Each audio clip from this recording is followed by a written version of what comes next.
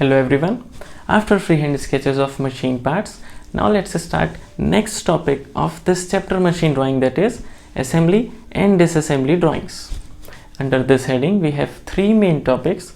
First is bearing, second rod joints, and third tie rod joint and pipe joints.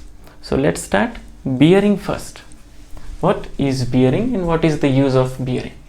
Bearings provide supports for rotating shafts. They should be such as to permit free and smooth rotation by reducing friction.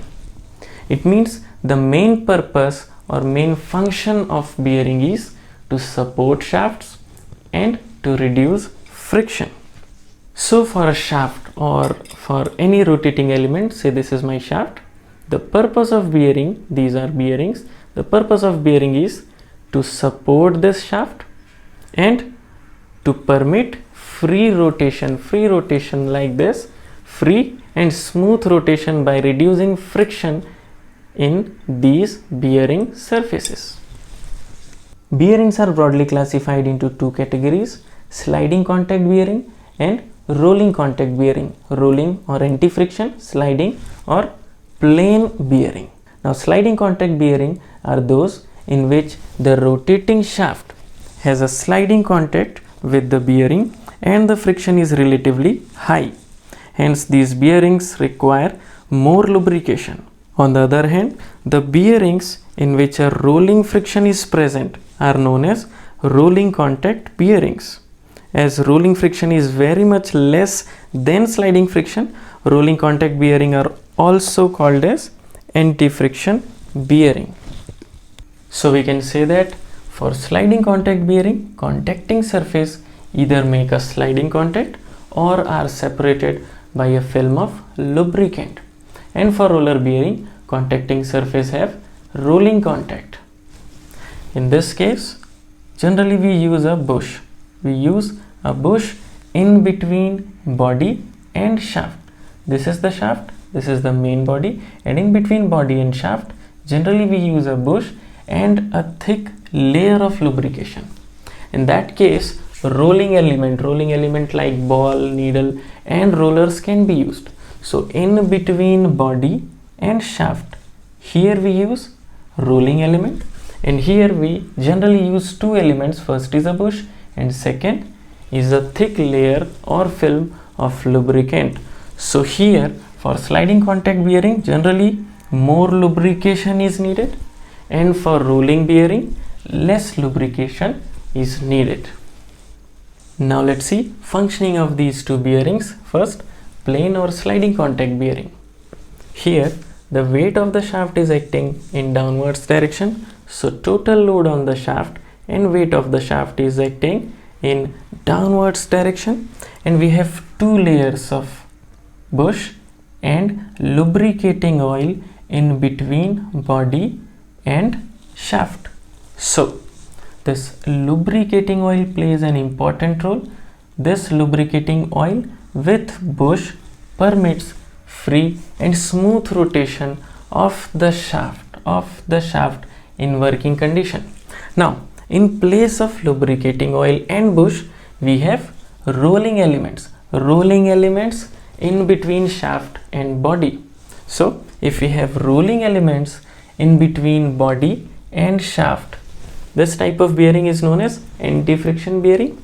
And in working condition, when this shaft rotates in clockwise direction, these rollers or balls, or we can say needle, these rollers or balls or needle rotates in anti-clockwise direction, and by rolling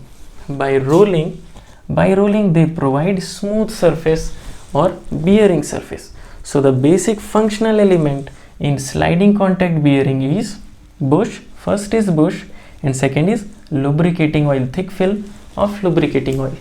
And in rolling element and in rolling bearing, rolling elements, these elements, rolling elements are prime or functional elements. If the rolling element is a ball, then this type of bearing is known as ball bearing. If that rolling element is a needle bearing, and if that rolling element is a roller, taper roller or cylindrical roller, then the bearing is known as taper roller bearing or generally roller or cylindrical bearing. Now further classification of plain bearings. When the load on the bearing is perpendicular or normal to the shaft axis, the bearing is known as journal bearing.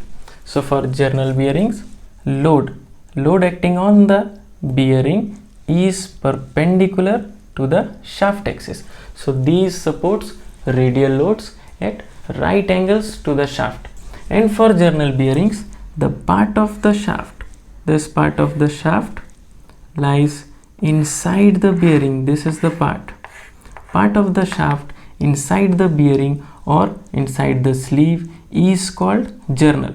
So journal means part of the shaft inside the bearing or under the bearing in contact with the bearing is known as journal. Now second type, spherical bearing. These are used when the loads are not aligned and are radial. So spherical bearings are very useful when loads are non-aligned. Non-aligned means at any angle and they are radial. Next, thrust bearing. These bearing supports axial and radial loads. So thrust or collar bearing can support thrust and radial loads. Next, linear bearings. These bearings only helps in linear motion like slider. So slider is an example of linear bearing. Last is pivot or pivot bearing. These bearings are used when the thrust is only axial. Only axial means parallel to the axis. So in this case, the bearing is pivot or pivot bearing. Now types of journal bearing. First solid bearing, second bush bearing, and third open bearing. Out of which bush bearing and open bearing, these two topics are in our syllabus. So first of all, let's see what is a solid journal bearing. This is a solid journal bearing. This is simplest among the journal bearings and usually made of cast iron. So the material of this bearing is cast iron. Now this consists of a cylindrical block. This is the block with a rectangular base.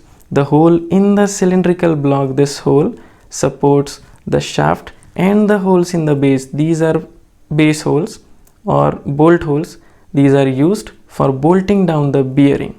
A hole provided at the top, which is missing here, of the body is used for introducing lubricant into the bearing. The drawback of this bearing is the absence of provision of adjustment in case of wear, and hence it has to be disordered. This has to be disordered. Hence this is used when the load on the bearing is small and the wear is immaterial. Now second type of bearing or modified version of solid bearing is bushed bearing. This is a pushed bearing or bushed journal bearing.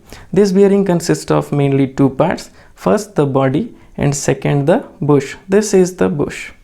The body is usually made of cast iron and the bush of soft material such as brass, bronze and gunmetal. The bush is press fitted in the body. This bush is press fitted in the body, preventing relative axial and rotary motion. So with this arrangement, to remove the bearing, it is only necessary to remove the bush. So in case of wear and tear, we'll just remove this part, bush. Now third and last, open bearing. Open bearing is also similar to bush bearing. Open bearing consists of a U-shaped cast iron body with the similar shaped collar brass, bronze or gunmetal bush. The sole is recessed for better stability on the surface. Open bearing is also similar to bush bearing, only difference is its upper part. So if the upper part is open or U-shaped, then we'll use U-shaped bush, upper, open and U-shaped. Then this type of bearing is open bearing. So the difference is the bush is open, the body is open, and we don't have this oil hole in open bearings. So this is all in basics of bearings. In the next class, we'll start bush bearing, assembly and disassembly of bush bearing. And if you have any doubt, any problem, any confusion in any of the topic of engineering graphics or machine drawing, please write your comments and suggestions in the comment box. Thank you.